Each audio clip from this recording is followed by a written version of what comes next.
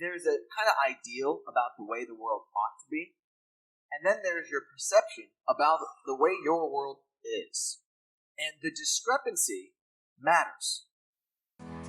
The Village Square, a nervy bunch of liberals and conservatives who believe that disagreement and dialogue make for a good conversation, a good country, and a good time. At the Village Square, we talk about politics, religion, and race. You know, the topics your mom taught you never to discuss in polite company. Listen, at the Village Square, we make pigs fly. Welcome to Village SquareCast. This is Vanessa Rouse.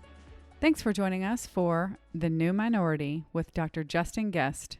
This program is so incredibly important because Justin really helps us understand some things about our fellow Americans that we may be missing. It's so natural for us humans to look at things from our own perspectives, from where we sit in the world. And I just think it's a gift to be able to learn from someone who has studied other populations and can help us connect some dots that many of us have been puzzled by. We're thrilled to present this program in partnership with Florida Humanities as part of the Created Equal and Breathing Free podcast series. All right, let's get on with The New Minority with Dr. Justin Gest. Here's our founder and president, Liz Joyner, to facilitate the program. Thanks. So really, to me, I believe very deeply that we're at a really important inflection point in American democracy, maybe in world order, in a way that I think that there's a fork in the road right now, and the way that we've been going down it is very worrisome to me. So this is really a heart issue for me, and we have a very heart guest for me. I looked really hard to find him, somebody who I thought would help us have this conversation. And so, tempers are high, everybody's upset, and I guess I want to invite you guys to be a place where something new starts, where we take where we are now and move forward constructively. So to that extent, I hope that we can sort of be a family for the evening. Without further ado, Justin Gest is an assistant professor of public policy at George Mason University, Schar School of Policy and Government. His teaching and research interests include comparative politics, minority political behavior, and immigration policy. He focused first on Muslim populations immigrating into Western democracies in Europe before turning his attention to white working class people in Britain and America. His books include Apart, Alienated and Engaged Muslims in the West, and The New Minority, White Working Class Politics in the Age of Immigration and Inequality. His analysis appeared in the Boston Globe, The Guardian, Houston Chronicle, The Hill, the Los Angeles Times, Reuters. It goes on, The Times, the Washington Post. New publications are basically being added by the minute because Dr. Gest has something that's really important to share with us tonight. Justin.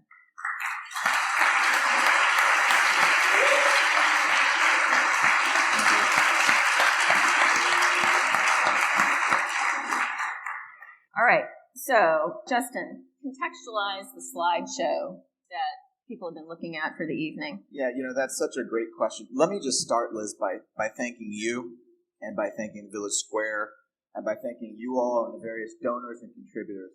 In the course of being invited here, I'm very honored and flattered to be invited. I've learned a lot about this organization, and, it makes me sad that there aren't more organizations like this one around our country.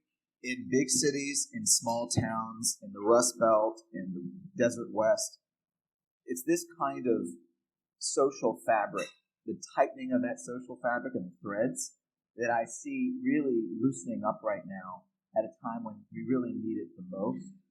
And, that's really the remedy for the polarization and the atomization that we're up against, I think, in American society. And so, the more you guys can do to support organizations like this, the merrier, and I'm certainly happy to do my part as well. So thank you for being here, and thank you very much again for inviting me, Liz. So to answer your question, the images that you're looking at right now are from Youngstown, Ohio, but another half of these images are from Barking and Dagenham, which is east of the East End of London. It's called East London. These are images from a city that was once a mecca for the manufacturing era. Youngstown, Ohio was basically a Silicon Valley of the manufacturing age. People from everywhere, every corner of the earth, came to Youngstown because it had these factories pumping and percolating soot into the air. And Youngstowners, for their part, as long as you saw that black smoke coming out of those factories, 24 hours a day, 7 days a week, working 3 shifts, you knew times were good. In the summer, really any time of the year, but especially in the summer, the air would glisten from the shine of graphite in the air. And it would settle onto people's windshields and their patios, and they'd wipe it and they'd look at each other and say, "Pater, pater," because times were good. You got a good job that was a middle-class salary, 9 to 5. It was stable. You weren't going to lose it, and if you did lose it, you knew you could get another one the next day. And it was enough to support a family, often without having your spouse work as well. You know, these factories were like part of that community fabric. They were sort of like the village square for those days, right? Because they provided support for newsletters and picnics and events like this where you gather people together. And they allowed for a community to feel more organized and together. And one day, on September 19th, 1977, 40 years ago, the first factory in Youngstown, Ohio, where they built steel, shut. All of a sudden on a Monday. It's called Black Monday. And when it shut, without any notice, there were no jobs to get the next day, as used to be the case, because it started a series of closures, one after the next, until every major steel mill in that city basically shut down within 5 years. 55,000 jobs gone in a 5-year period. That's not just a collapse, that's a catastrophe. In a city, that had 170,000 people there, 55,000 jobs is enormous. And there was a string of events that took place after that in the intimate lives of people. Domestic abuse rates went up. Divorces started to skyrocket. Suicides rose very steadily. And eventually, Youngstown, Ohio, this now dilapidated steel town, became the murder capital of the United States of America. And it shows you what happens when that civic fabric comes apart, right? You're talking about jobs that were good, solid, middle-class jobs where you could have the job, you'd stay with the company for your life, you'd raise your children, you'd retire. Exactly right. Whole different thing. And it's also that with those jobs also went your social life, right? It went your economic means of engaging with your community, right? Whether you're going to the barber or whether you're going to the market. And it also went your political life because you didn't have money anymore. And so suddenly you felt like you didn't matter as much. Or you weren't part of a union anymore. And therefore you didn't have a platform to make claims of the political system from that union. So it was really like a house of cards. It just came straight down. And these are dilapidated factories, which you see right there. One of them is a tire factory. This is one of the last, you talk about civic life in Youngstown, where you see the neon lights in the cafe. That's the Golden Dawn pub. And the Golden Dawn is maybe the most treasured institution in Youngstown because it's one of the last few hangouts for working class people in Youngstown. The rest of them have all closed up because they can't get the business. And so these kinds of pubs were those hubs of community life for so many people. And sure enough, they're not there anymore. So you call them post-traumatic cities. I call them post-traumatic cities. They have endured the trauma, an apocalypse in many ways. And one of the observations that you made in the book that really has importance to me is that you observe that at a national level, what we see is the politics that come out of post-traumatic cities without understanding what's going on in post-traumatic cities, that it's hard to contextualize unless you know what's happening.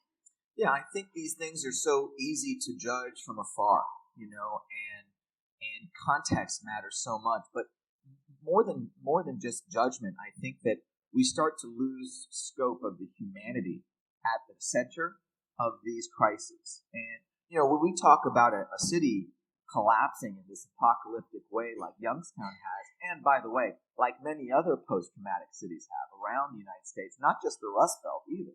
There are cotton towns in the South, rubber towns elsewhere in the North, a lot of factory cities, factory towns.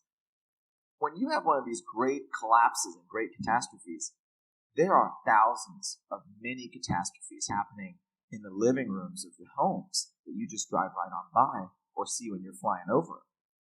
And I think that it's important that we humanize these crises in order to really understand what's going on in people's lives. We talk about 1977, Liz. For many people, that was when the Great Recession started. It wasn't 2007. For folks in the Rust Belt, who really were the swing voters that everyone talks about, their crisis, their economic crisis, has been going on for the last 40 years. So when we talk about, the global recession, it was a big deal. Yeah, it was a big deal. But that was when all of us kind of started to feel the hurt, the pinch, that they feel like they've been feeling ever since the 1970s. And in some ways, some of us are just feeling the pinch now, right? And so, but for them, right, politically, for the people in these communities, you're talking 40 years. That's epic. Yeah. Without any signs of hope. Or without sort of interaction that, people sort of aren't going there. They're not understanding. They're not immersing themselves in the situations as existed. I pulled a quote from a college student's essay that I read online that said, "These people are scraping the bottom of the barrel, and they seemingly have nothing to benefit from maintaining the system of order that keeps them at the bottom." I mean, I wouldn't. I think that one of the most detrimental parts, when we think about losing the civic fabric and the social fabric, is that the core of a society are the people who live there. And Youngstown, Ohio, as continuing with this particular example that I'm so familiar with, we talk about being 170,000 people strong at its peak. But today, it has 65,000 people. They've lost 2/3 of their population, right? It is a shell of what it used to be. And it's not just because the mills shut, the factories closed, and houses have been burnt down. We can talk about houses being burnt down later. But, what really was the crisis is that Youngstown itself left. People left Youngstown. And demographically, that's devastating. But socially, it's death. Yeah, and actually, here in town, we work really hard to keep young, promising people here who can't in Youngstown, right? And in cities like that. It's hard. Tallahassee has a business that will never go under, and that's the state government. And with all due respect to the folks here, congratulations, you have a very stable job. The university is also in decent shape, if you're at a university. But Youngstown was a product of its era, and I think for a while people thought that the steel mills were in better shape than the state government of Ohio, and for a while it definitely was. Pay dirt. So one of the reactions I had in reading the book is that just the moving back and forth from East London to Youngstown, is it a kind of validation that there's something much bigger going on that we have to be looking at? That obviously these are communities that are disconnected from each other, and the same, very similar things are happening in both. In the United States, we have a propensity to think that when something happens here, it's the first time it's ever happened. It's the biggest time it's ever happened. It's never been like this before. It's huge. It's amazing. I'm channeling someone you know. And sometimes that's true, but sometimes it isn't. And in this case, in many ways, we were the last ones to come to this populist party. Europe has been going through transformations in its politics over the last 20 years that has seen the rise of what people there call the radical right or the far right. And these are basically politicians that espouse largely, more or less, what you're hearing from Donald Trump. It's protectionist in its economic views, and it's nativist in its social views. or nationalist, depending on how you think of it. And these parties have been popping up around Europe for a very long time, as I mentioned, several decades. Just to give you some examples, the most prominent one would be the Front National, the National Front in France, but maybe you've also heard of the People's Party in Switzerland or in Austria. Then you have the Freedom Party with Geert Wilders, who is the head of it in the Netherlands, the Swedish Democrats, and now you have new parties emerging in Germany, Alternative for Germany, where it was very much a faux pas to have a far-right party after its legacy of Nazism. It was frowned upon, but now it's emerging. And in the United Kingdom, where they have the United Kingdom Independence Party. And you may have heard of UKIP, as they're known, because they were basically the ringleaders for Brexit, the decision to leave the European Union. And, really, Britain and the United States were very late to this party. And the reason why, and I'm going to go all political science on you for a second, but I think it's important to show how rules matter. The way their election rules worked were different than ours here in the United States. In the United States, we have a first-past-the-post system, right? Single-member districts. You have the single-member districts, and the person who has the most votes wins and takes all, right? In continental Europe, they have different rules that are proportionately based. So, if you have a party in a place like Austria, and it gets 26% of the vote nationally, they get 26% of the seats in the legislature.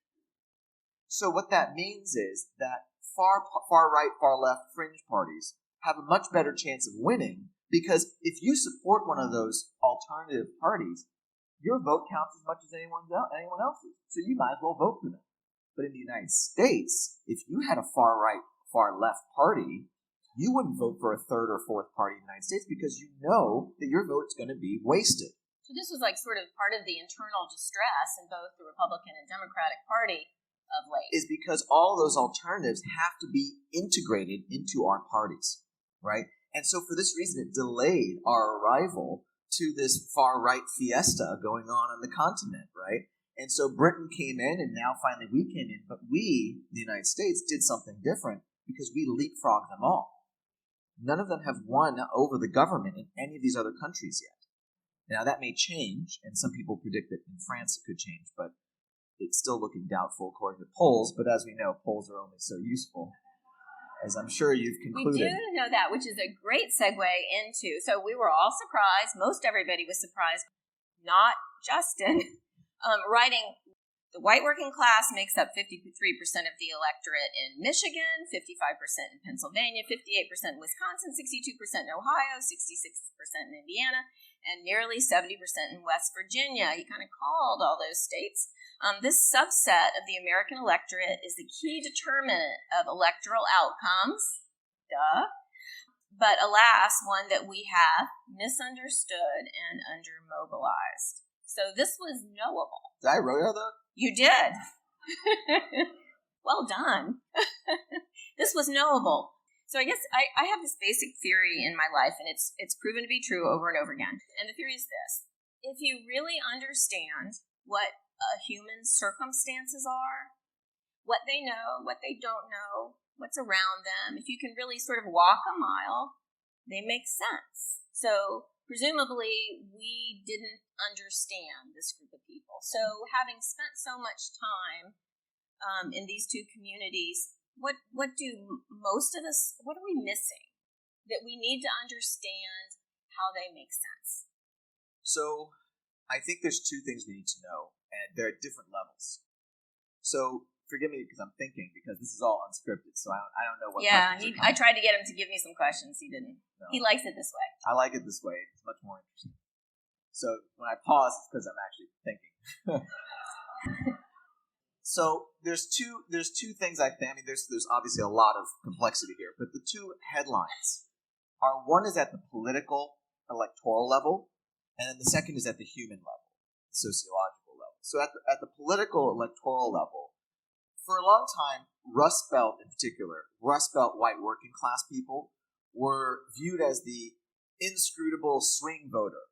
Republicans one year, Democrats the next year, and parties understood these voters to be these fearless independents, right? It's like, you never know what they're going to go for this year or next year, and they kind of go from party to party, and, we have to win them over, but Not quite sure how. And the reason why we're not quite sure how is because the parties had issues with white working class people. Republicans, for their part, were okay with the nativism and the nationalism among white working class people, but they weren't okay with the protectionist economics. Democrats were cool with the protectionist economics, but they weren't okay with that nativism and nationalism because it complicates their party coalitions, right? So they refused to directly engage with white working class people, and so they swayed. But the reason that they swayed was not because they were fiercely independent. It was because they couldn't find a single party that actually cared about them. They couldn't find a party that wanted to be and actually was representing their voice. So when they moved to Barack Obama, and many white working class people in the Rust Belt did vote for President Obama in 2008 and in 2012, it was because they were fed up with the Bush administration, who they supported and made promises, and they weren't kept. And when they supported Donald Trump after supporting Barack Obama, and Youngstown, Ohio, by the way, Mahoning County, had a 20-point swing from across 4 years. Okay? When they did that, it was because they didn't think that Barack Obama's recovery was in their interests, and they didn't feel like he represented their voice either. And finally, you have Donald Trump, improbably, this Manhattan real estate mogul millionaire with gold-plated everything, and his beauty queen wife somehow could be their voice. It's because he was the only person who wanted to be their voice. He was the only person that actually sought their vote directly, purposefully, deliberately, and meaningfully from their perspective. So it didn't matter if he wasn't white working class himself. He was the first politician in generations to actually care. The first time for 40 years somebody's even paid attention, even heard. And made them feel powerful again, right? So when Donald Trump says, "Make America Great Again," right? And we can talk about that slogan more if you want to later, so note that down. But it was about making white working class people, in many cases, feel great again. You know, the second phenomenon that I wanted to underscore at the human level, at the sociological level, is that, and here we're going to get into race, because I'm sure we'll eventually talk about race, so we might as well, hey, let's just jump right into the deep end. That's what we do here. That's good. So, for many white working class people, they have felt marginalized in many cases because of their race. They believe that they are now on the back end of the civil rights movement. They think that they are the civil rights case, that they are subject to outnumbering, that they are subject to feeling external from government and power, and that they are being discriminated against because they are white and because they are poor. Okay? Don't kill the messenger in case this unnerves you. But it's important that you hear it, because I think many of you probably never heard this before, and that's why it sounds so crazy. But it's also the reason why I called my book The New Minority. My subjects feel like minorities in countries they used to define. And so, what's so contentious about the element of race is that for many people who did not support Donald Trump, the idea that white people are somehow disadvantaged after the legacy of systematic oppression, structural disadvantage that is dangling around our country's necks at all times, is impossible to even conceive in that context. But if you were to speak with my subjects and you say to them, white working class people, don't you get it? You benefit from those invisible wages of whiteness, the white privilege that just comes because of your skin tone in this country. There are benefits to that. You're paid more in your jobs. You are taken more seriously. You are not subject to housing discrimination or employer discrimination or casual discrimination, social discrimination. My subjects would say back, look at my life. I am one unexpected medical bill, one car accident, from that trailer park, from not being able to feed my kids. What privilege are you talking about? What are these wages of whiteness that what wages have I been paid in my life? And so, whether we find what they say to be preposterous, it is human, and it is real for them. And that greater context of oppression and slavery and legacies of structural disadvantage are irrelevant to their living room. One of the things that surprised me in reading your book that I realized I think was just an assumption that I made. So, when we talk all the time about how social media, the way that we communicate with each other, has sort of put us in our own little silos and really created kind of a sense of it's vaporizing the civic glue. That's why this organization exists, to have some civic glue. I think I thought of that as a big city problem. I think that my bias was that you've got these communities who are having these challenges, but they have each other. That the civic glue is strong there. But what you described is that you've got communities that church attendance is way down, marriage is falling apart, that there isn't any. And in fact, you really described sort of a sense of kind of distrust that really infiltrated these communities.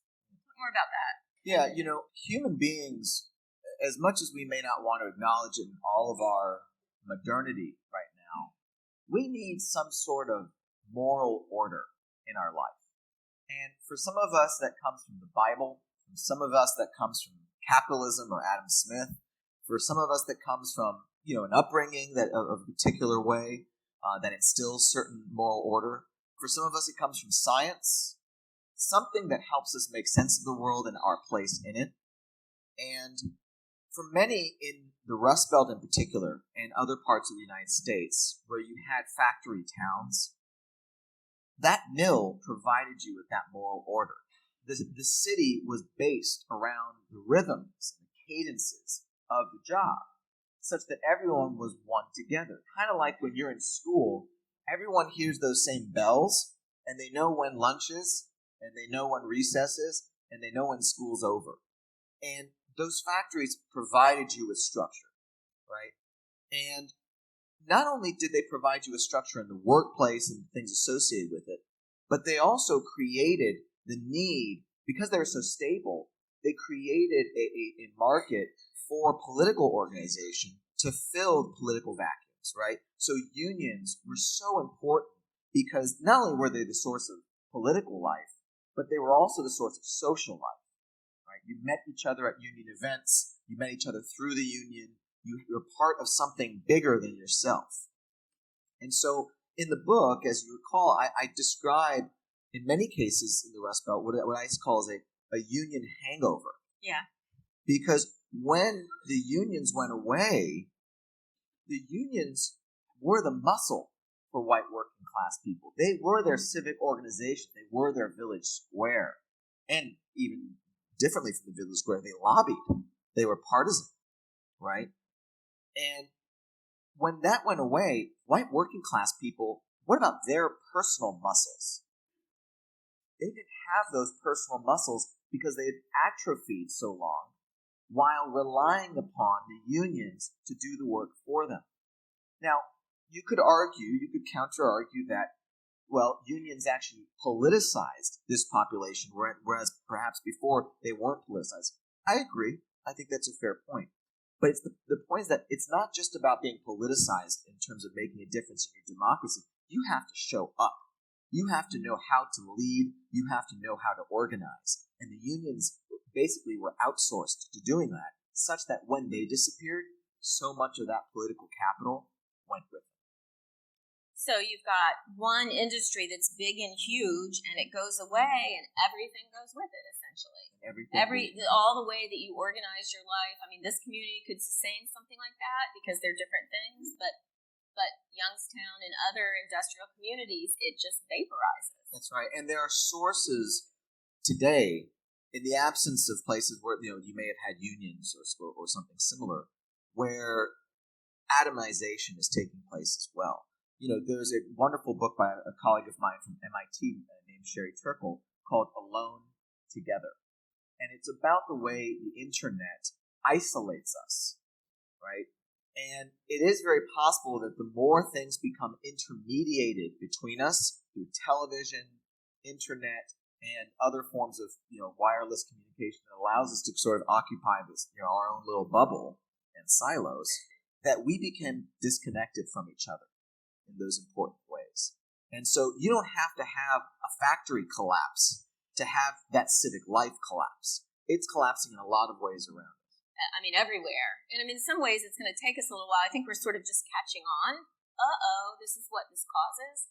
But I think one of my personal frustrations is just that it feels like that's one of those problems that, like, I don't know, Dorothy could always go back to Kansas when she clicked her heels. I recognize that there's economic struggles there, but I wonder why the glue isn't getting tighter, because it feels like it would empower people and help things move and change, but it just feels like it isn't. Well, I think what we're seeing... Like church attendance. I mean, that would be an example, is that you got to know a Catholic priest there. And so, I want people to be meeting each other at church and talking to each other. So, there is a debate in the world of social science around, whether the internet can bring people together in ways that churches used to. And a former colleague of mine when I was at Harvard, Robert Putnam, wrote a book called Bowling Alone, which is one of the most famous books of political science.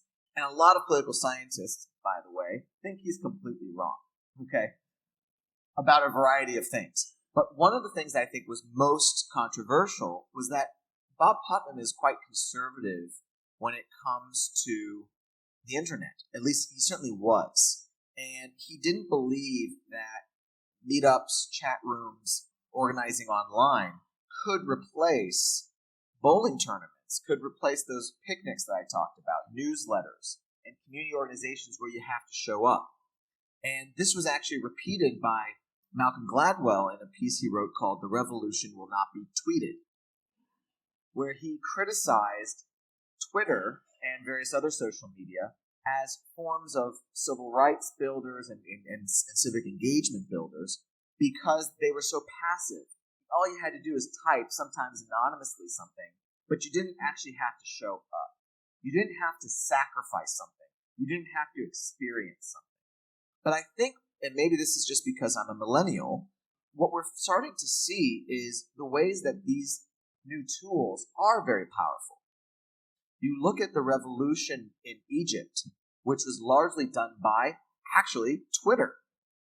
This was basically a Twitter-based revolution. And because the government of Egypt could not control Twitter, they couldn't suppress opinion. So now, fast forward to today, what the internet is doing, though, simultaneously, is because it reinforces our preferences by accommodating them, meaning the ads that you see are tailored for what you want to read about because you've read about it before. The content that is suggested to you if you're on Facebook or another social media platform is generated by an algorithm that recognizes your earlier preferences as a good predictor of your future preferences. What this is creating is a siloization of the United States and many other societies because we're not being exposed to things that don't conform to our preferences.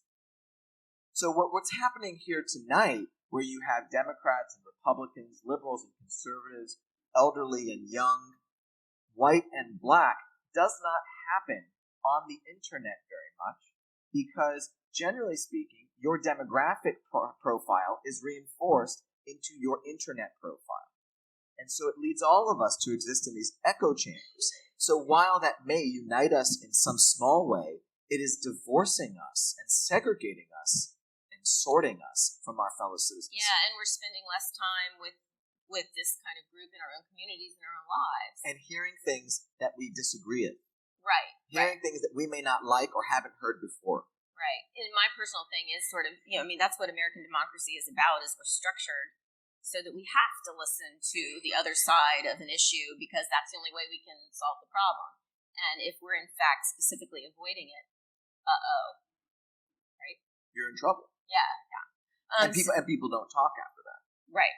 So tell us about James Trafficant in Youngstown. And I think this is metaphoric because to most of us that's sort of synonymous with, it's a name synonymous with corruption, right? Yeah. But not in Youngstown. Well, they know. I think they know I think he was Right. corrupt.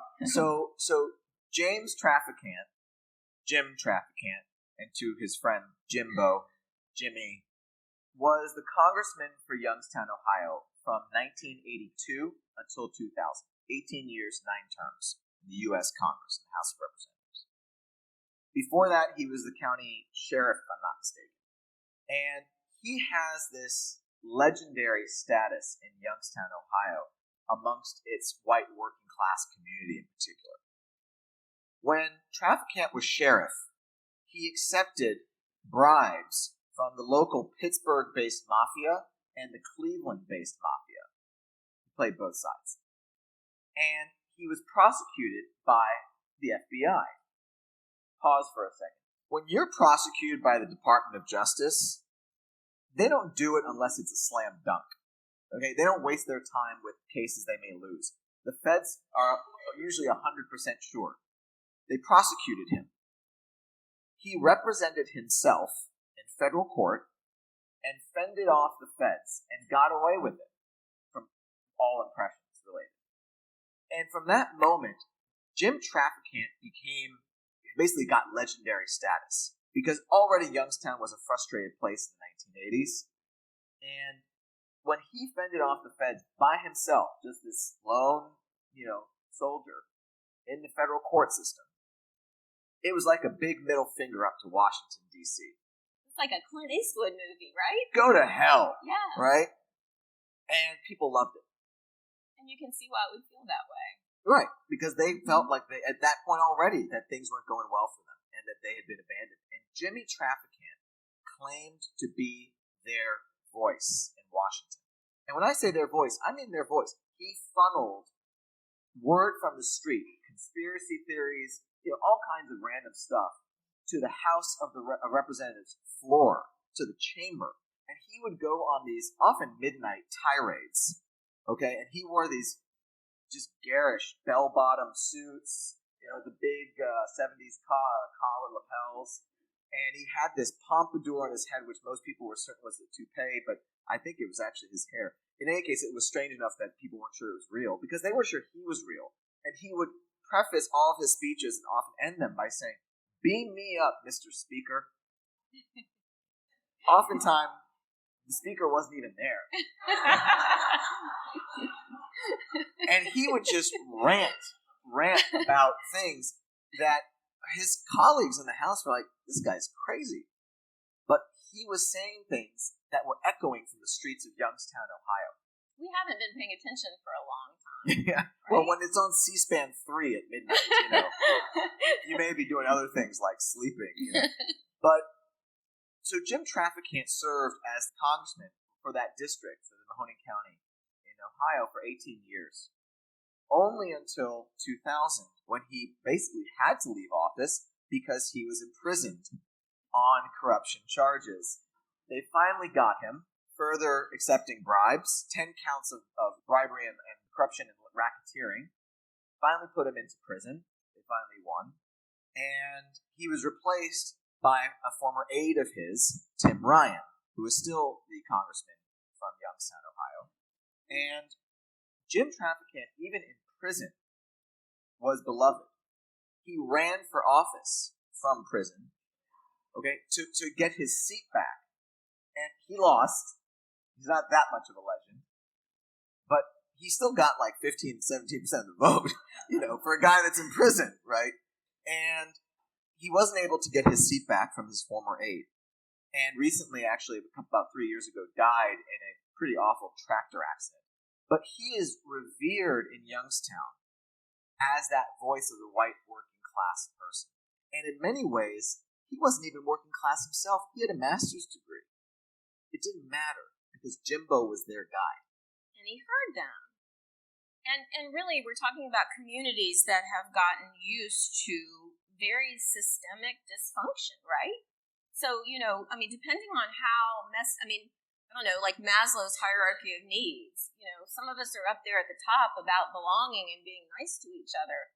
We're talking about communities that are down at the level of survival. And so they're talking about, they're having a different conversation. They're in a different place. That's right. And just so you know, if you go to the Royal Oak pub in the east of Youngstown, there is a portrait of Jim Trafficant, a sketch really. No, I didn't know that.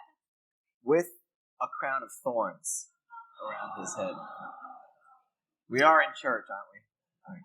Well, and East London, you're talking about, so there was a gathering. The pubs are going away, right? There was like a 1729 pub that is gone. They're endangered species. Right. Yeah, they're prone to closing because they just don't have the business left. Not just because their community is poorer, but also because their community is emigrating. They're migrating out of these cities. And then immigrants are coming in, and the neighborhood food stores are changing to food of North Sub-Saharan Africa or so South Asia. It's just very substantively different. Really, East London has had much more international immigration, obviously, than we have, and that our world. And that's an interesting point, because the two cases, the real thing that makes them different is their location in the scope of their countries, right? So Youngstown, being a sort of, a small city in the United States Rust Belt, about an hour south of Cleveland, Ohio, it's not feeding off of Cleveland. It was its own city. And so when people left, there was no one coming back in. They just left. So you had that huge population change. And it was a city that was 90% white. And when I say white, I mean like the amalgam of white. So that could include Lebanese or Hungarian or Italian or Irish or Jews. That was 90% white. Today it is 50-50. 50% black, 50% white, with some biracial folks in there. And it's not that black people didn't leave Youngstown or started coming into Youngstown. It's just that they didn't leave as fast as the white folks did. In East London, the demographic change that happened was that white working class people with means left. Those who owned their homes sold them and got out. But it was still on the fringe of one of the most prosperous global cities in the entire world, London. And so immigrants who were moving to the United Kingdom saw East London as this affordable place to live. And the homes that were being sold by white working class people were to people from Sub-Saharan Africa, South Asia, Eastern Europe, like Lithuania or other Baltic states. And so their communities were changing, not from demographic change white to black because of population displacement, but actually because immigrants were coming in and replacing white working class people. And the sense in the community is, like Youngstown, that the social capital, the civic glue, didn't hold. So, you have people talking about how, somebody would die in the neighborhood before and everybody would be over. Well, it just doesn't happen anymore. And I mean, to me, this is just so basically human. We're talking about human beings who want to live in communities and they feel there's enemy instead of community. And I think the hard part for East London, but also for Youngstown, is that there isn't a greater sense of we that holds folks together. So a bunch of immigrants came into your neighborhood. When someone dies, shouldn't they know about it too? Shouldn't you knock on their door when you're making an appeal for your church? There's a sense of, they're not like us, right? White working class people in Youngstown don't want to go to the east side or the south side of Youngstown because that's a black neighborhood. It's like, they're not really like us, or they're not really going to go along with what we care about. Well, why the heck not, right? And so you have this atomization taking place with demographic change because it's viewed as change that is something you can't get over, right? As if like we're supposed to live our lives without evolving with our communities.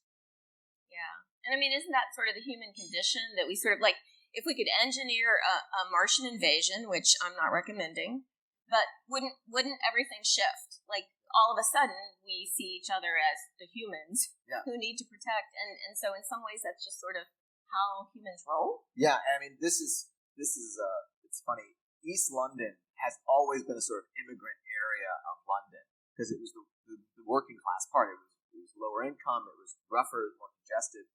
And the first immigrants to come to East London were French Huguenots. So they were Protestants, just like the rest of Britain, but they were French, right? So, oh, holy Jesus, here come, frogs, right? And so everybody freaked out. Well, then a generation later came the Irish, who were fleeing famine and other things in Ireland, and they came into the East End. Well, all of a sudden, people forgot about the fact that these were French people, and they recognized them as fellow Protestants, but they saw the Irish came in, and they said, oh God, Catholics. Fast forward a little bit later, and Eastern European Jews were coming in to escape the pogroms that were killing and oppressing them. Well, now all of a sudden, forget the fact that they're Catholics, they're still Christians. They're Jews coming into our neighborhood. And of course, as fate would have it, the next big group of people to come into East London were Muslims, right? And so all of a sudden, Jews start to look pretty British to people, Not only were they largely European and had white skin, spoke the language more or less, they also, they weren't brown, right? Muslims were coming in from Bangladesh. This is a very different group of people coming in. And P.S., that they are the subject of my first book. This is actually how I got into this. It's funny because I'm an immigration scholar. My work covers immigration and demographic change. And so, I learned about white working class people and the issues that were arising here from the perspective of Muslims initially, who were that last group into East London. So to me, this is one of the key things in understanding this dynamic is that not just to understand the deprivation and loss that this community feels in absolute terms, but in terms of who they were then and who they are now. And this is really true, once you answer the question more for Americans, but this is really true in both places, that the Brits and the Americans, these were the people who were the center of our society. Yeah, that's exactly right. So, since we were just briefly mentioning Muslims, one of the key findings from my first book, because at the time, and even still today, lamentably, everyone's wondering, why do Muslims radicalize? Why do they, start to rebel against their own societies? And this was one of the fundamental motivating questions of my work. I then took that same question to ask about white working class people. Why are they radicalizing? Why are they turning against their societies? And for Muslims, the answer was there is a sense of deprivation, the word that Liz used here. And when I say deprivation, I mean there's a kind of ideal about the way the world ought to be, and then there's your perception about the way your world is. And the discrepancy matters. So if you have a big discrepancy between the way the world ought to be and the way the world is, I found out that you were more likely to be radicalized. And so I said to myself, well, surely that's going to be true for white people. We're all human. It should be the same. But I actually found that it was slightly tweaked. What I found in the field with white working class folks is that they were far more likely to support far-right parties and candidates, not when there is a big discrepancy between the way the world is and the way the world ought to be, but rather when there is a big discrepancy between the way the world is and the way the world was. And so the nature of white working class people's deprivation is nostalgic. They used to be on top, economically, socially, politically. They're not on top anymore. I mean, they were the heart of our country. That's who we thought of when we thought of America, right? We thought of them as the backbone, the industrial backbone, the heart and soul, right? And there was this sense that they really were, and it was validated with political power, with social dominance, with decent paying jobs, politicians who cared about them. And, for a steady period of time, they feel like that's no longer the case. And I guess this is a perfect moment to come back to Make America Great Again, okay? Because that slogan, because it was Make America Great Again, what does that again say? It says, it used to be really great. And today, it ain't so great anymore. And that is what fundamentally resonated with Donald Trump's white working class supporters, is that they look back into the past and see greatness. And they haven't tasted that in a very long time. And I will add that their perceptions of the past are rather uncomplicated. They're rather simplistic. They are uncomplicated by the legacies of oppression that we talked about, right? They're uncomplicated by the grinding nature of manufacturing work, the injunctions against working class unions. They're uncomplicated by all those complexities and the social ills that came from America's history that we have largely overcome with a variety of social movements since the 1960s. But for white working class people who are used to hearing oral histories like the one that I shared with you, the very first question Liz asked about the photography, and they've been hearing these same stories about the glory of the mid-20th century in their cities and towns and their families. It sure sounded pretty good back then. You wrote, the average white resident could not conceive of progress coming from the future. That says everything, right? The only way that my subjects saw a post-traumatic future was by re-establishing the pre-traumatic past. And the difficult part here for all of us, I think, is that that past isn't coming back. It's not coming back. You're not going to recreate it. And you might make America great again, but you're not going to make it great in the way it used to be great, because too much has changed. And I'm not just talking about socially. I'm also talking about economically. There's no way to revitalize the factories and mills of Youngstown, Ohio. No company will back it. So unless we're going to nationalize industries, which we know is not going to happen, then there is no way to do this fundamentally in a socially or economic way. There was a lot of interest in fracking coming in. And so you can imagine if you're in Youngstown, if we're having a debate about the environmental impacts of fracking, you don't care, right? You don't care. You want because the industry fracking is like that big stroke. Right. Right? Fracking is like, that's like the descendant of the new industry. And that's the way they see their future being rescued, is through some big company one coming big in. swoop. They can't Right. see it as something that you build organically as a community. It can only be the return of that signature industry. So we're going to take a couple questions and then come back to the discussion. Okay, so another way to perhaps view Jim Traficant is not so much that he heard his people, but that instead he was feeding their worst fears and used them for his own personal gain. As a matter of leadership, where's the line between speaking up for marginalized people and stoking their fears in order to be able to use them for your own personal gain? No, that's a wonderful question. That is a moral question, and I know we're in church, but I am not necessarily a moral philosopher, right? I'm a social scientist, and so I think that it's a question that we all have to ask ourselves. Is where's our line? I may have one line and other people have other lines that may be more pragmatic than otherwise. And I think many people question how much Donald Trump is employing people's worst fears and feeding them as a pragmatic way of dividing people in ways that work. This was an accusation that many Democrats made of the Bush administration and their culture wars, right? Because Karl Rove would identify what they would call a wedge issue.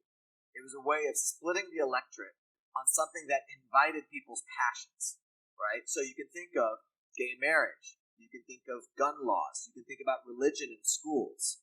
These were things that people felt passionate about, but that really didn't affect them personally. If you wanted to have religion in school, you could go to a school that had religion.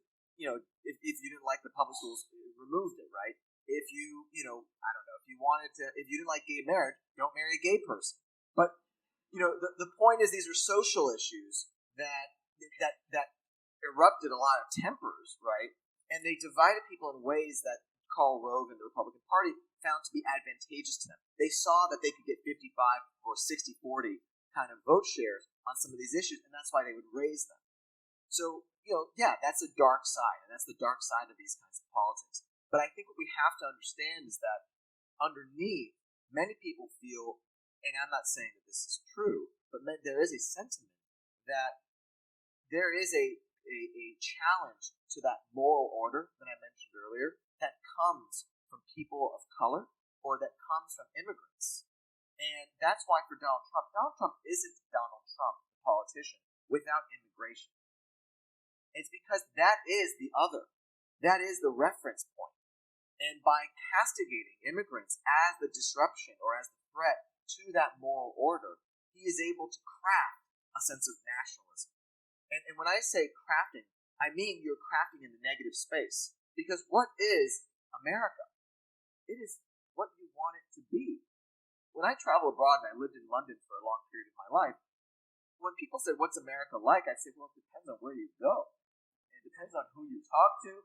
Depends what time of day. Depends what mood you're in personally.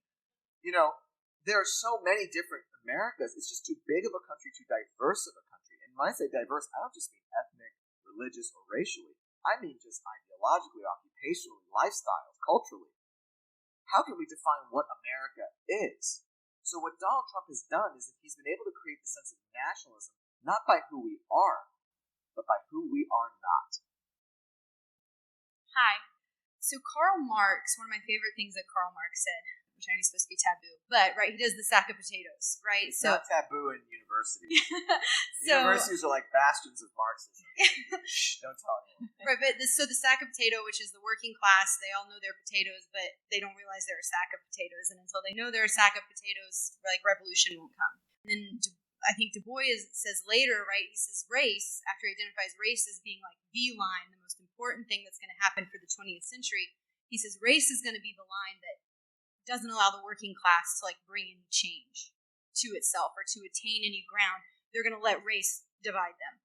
And you talked a little bit about race within these communities, right? Because these communities a lot of times are relatively diverse, but they have their own understanding about whatever it is. And so I wonder if it's fair, if you would say that it's fair, or what your reaction is to the idea of like, for those of us that sit maybe on the outside of that and don't live in those communities and are trying to understand, to think about, we understand systematic racism, right? And we talk a lot about systematic racism and what that looks like in the 21st century, but almost like coexisting systems, if that makes sense. So race is allowing like our perspective on these issues of class to be tainted because we see race first. Does that make sense? So Absolutely. We either have coexisting systems or like overlapping systems that like maybe those of us in more affluent areas need to come to terms with in the future.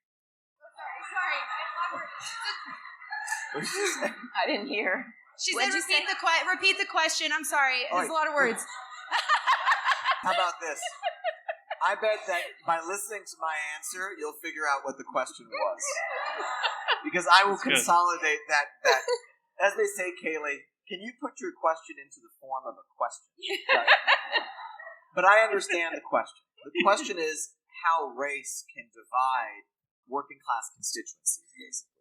And it's something I thought about a lot, and Marx is actually precisely the person that I used to explore this. So for those of you who kindly bought the book earlier, you can turn to the very beginning of chapter 5. And there's a quote from Karl Marx there. And I can't quote it verbatim, but basically Marx recognized that the aristocracy, the capitalists of Britain, and this is when he was living in London, he recognized that capitalists sought to divide the working classes in Britain by separating them between the Irish and the English. And remember, I mentioned that the Irish came in after the Huguenots. And they did so in order to disrupt their solidarity, to distract them by their national and ethnic and religious differences, so that they were unable to focus on their economic interests that they shared. And that is a story of working class politics, pretty much throughout time ever since. It is divide and conquer. Marx recognized between the English and the Irish, and today it is somehow impossible for Americans in the working classes to recognize that there are no black working class problems, there are no white working class problems, there are no brown working class problems. There are problems. Debt, student debt, foreclosures, they do not discriminate by the color of your skin. These kinds of issues, the inaccessibility of healthcare, of affordable healthcare, does not discriminate. You don't get a discount for being white, black, or brown.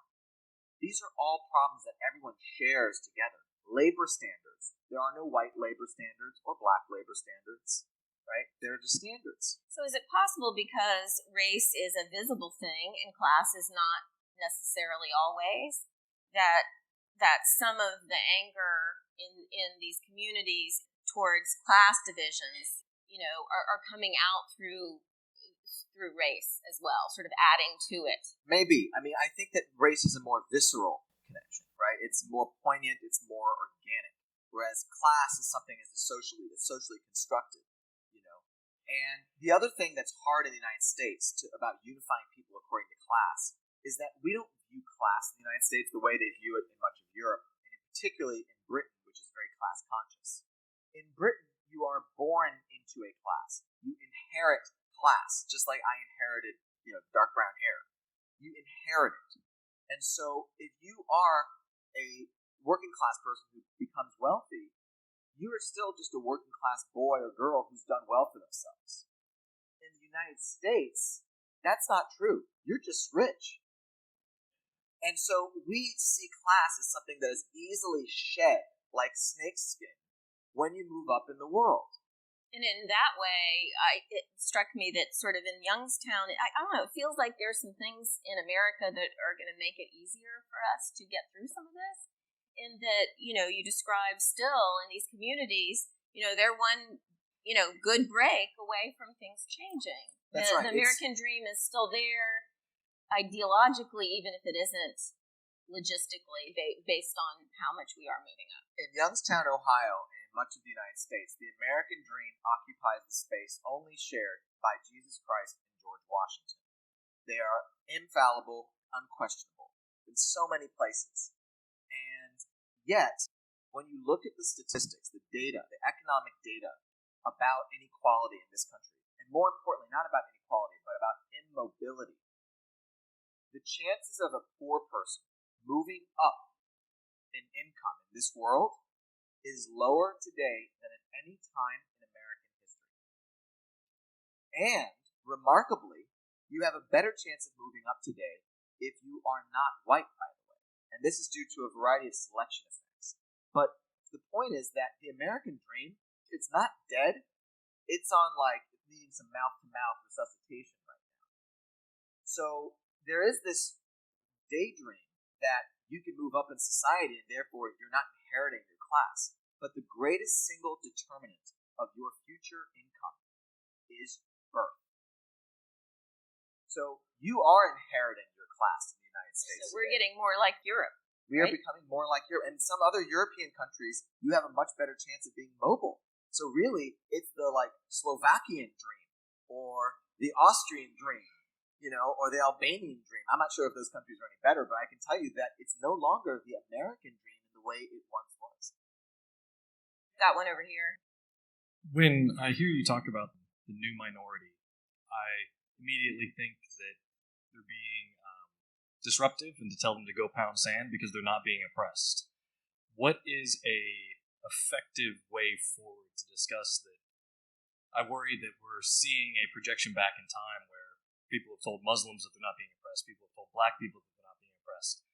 How do we accept that they have legitimate concerns and move forward? Sure. The first step we can take is to not have to compete with who's been oppressed more. It is the most fruitless, unproductive debate we can have. No one ever wins, and usually everyone loses because everyone feels devalued, right?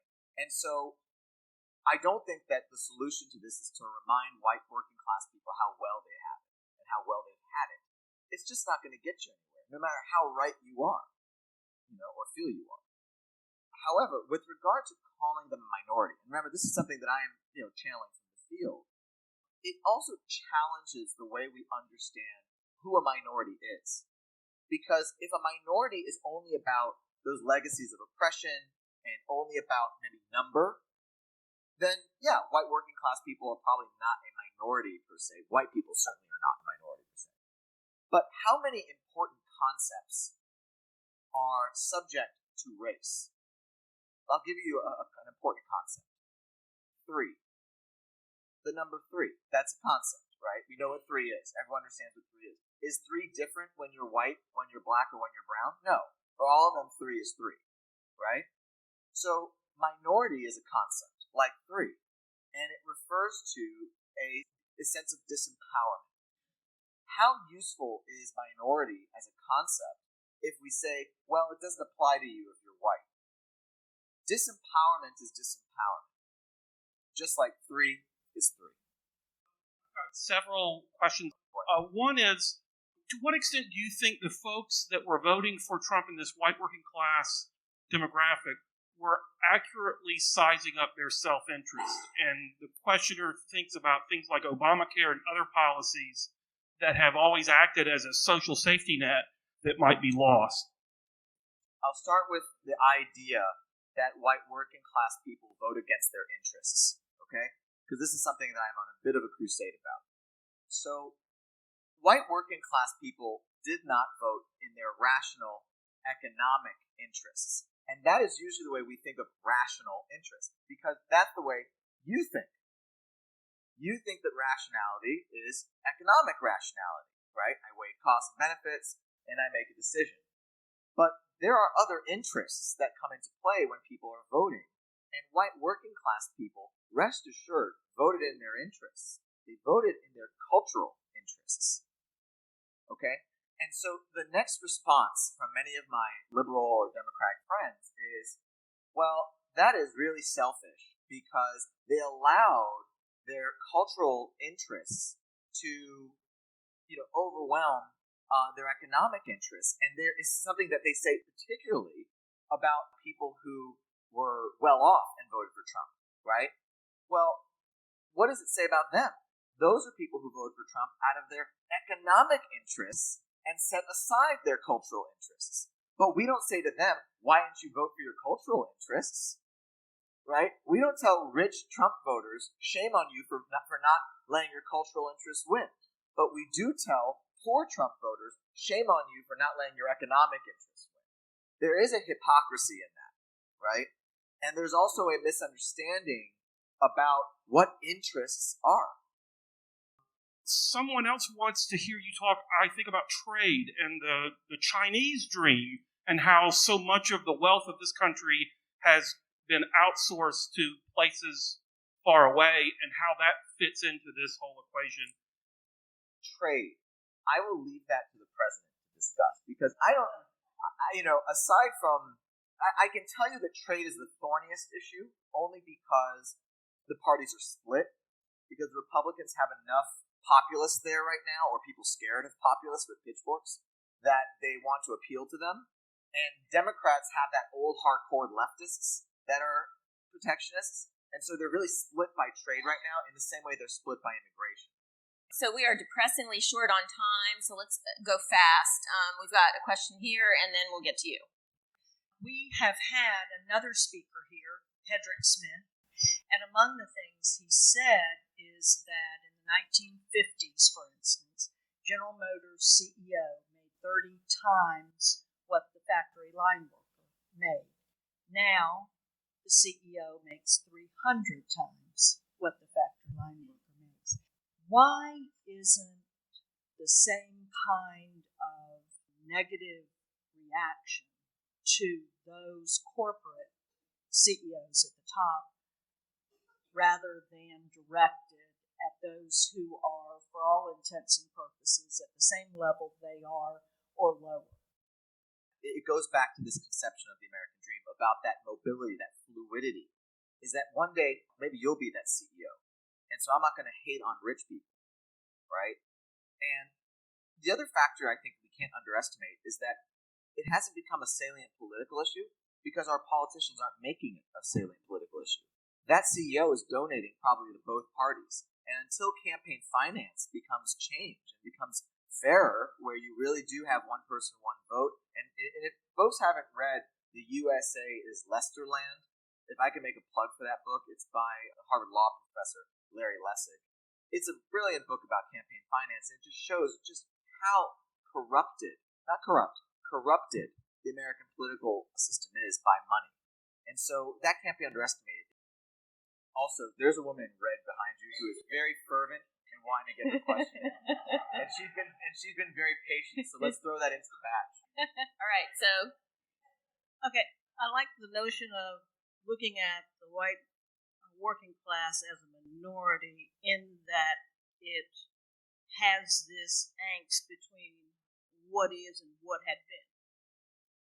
However, what had been and what seems to be most attractive is that Wilbur Cash Proto-Dorian bond activity, where people are identifying over whiteness.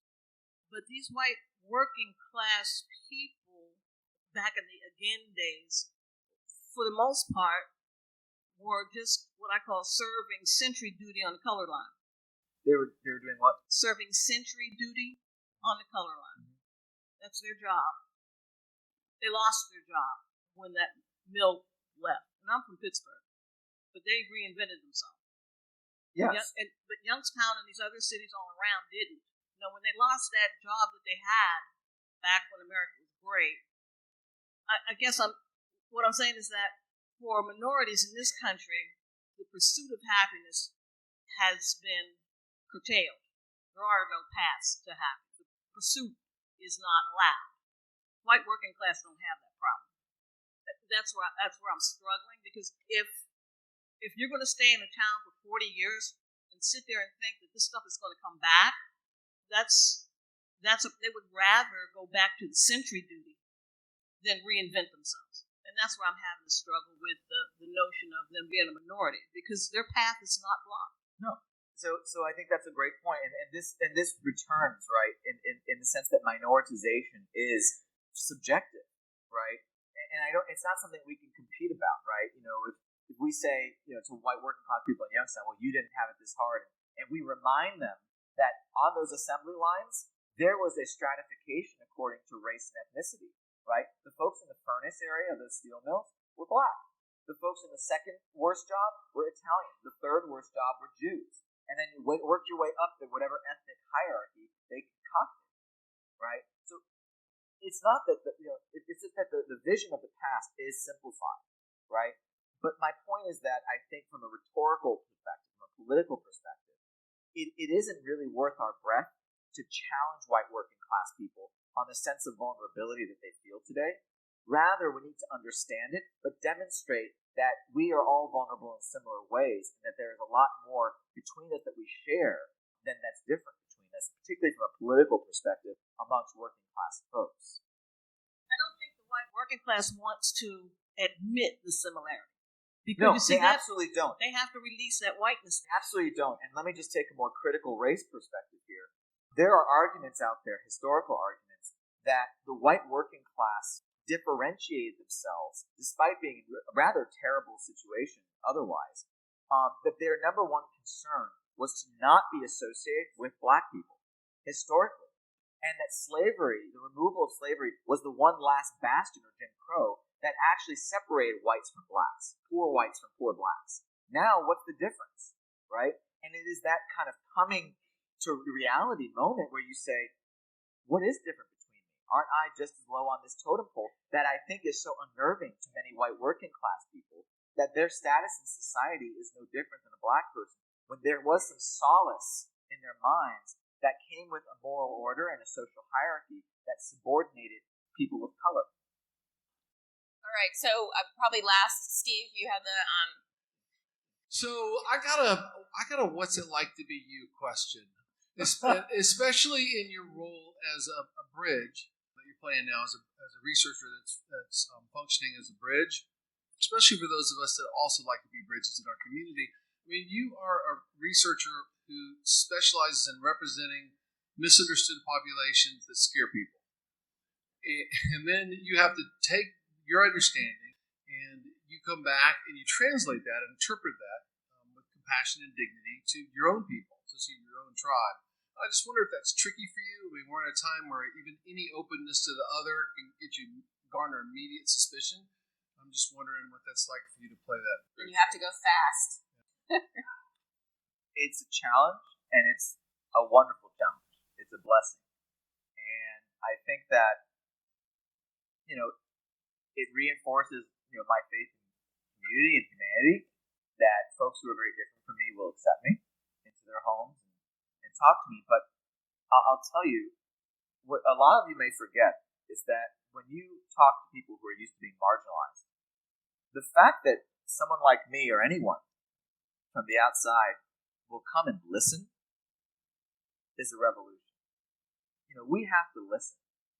And, my great-grandfather, who lived up the road from here, actually, in Fitzgerald, Georgia, I think I flew over it coming over here, used to say that the sign of an intelligent person is that they listen very well. And I would tweak that even further. I would say that can be the greatest blessing or good deed you do for someone, is to actually hear them. Because listening quietly validates what people say. And I think that for so many white working class people, they have felt invalidated. And that is the source of this great tension. And they yearn for the time when they can matter. And I think a lot of them opened up to me in the way that they have because I actually listened. And so I'll end with this story. When I was presenting the book up at Cornell University in Ithaca, New York, a student, a freshman, approached me after the session. And he was a Chinese-American student from New Jersey. And he said to me, Professor Gest, this was, really eye-opening. I didn't realize these people existed. And he said, can I just ask some advice? I said, sure, of course. He says, how can I learn more about them? Like, what do I need to, do and read, to learn about them? And I said, you need to go and meet them. That's how you can learn about them. And I think that's something that all of us can do, is to go and meet folks who we otherwise are intimidated by, fear, disagree with, to provoke that dialogue. Thank you guys for coming. Thank you so much. It was spectacular. Hey there, it's Vanessa back with you. Who else had some major aha moments during this program? I sure did. Several questions that have puzzled me for years were answered, and I find myself just so thankful to Dr. Justin Gest for helping me understand new perspectives. And I think it's incredibly brave for him to tackle this very sensitive topic of the new minority, because we're now living in this world where speaking about an unpopular narrative can get you canceled in a millisecond. So to protect ourselves, we often keep quiet. But if we discard what Justin's extensive research has demonstrated, it doesn't make all that stuff go away. It just leads to more misunderstandings and divisions. So here's what's on my mind right now. In case you didn't know, I'm white, and now that I'm all inspired by Justin's bravery, I have to tell you that I have heard white people talk about us losing ground, how we're going to be the minority, and how growing up as a white male today is especially challenging.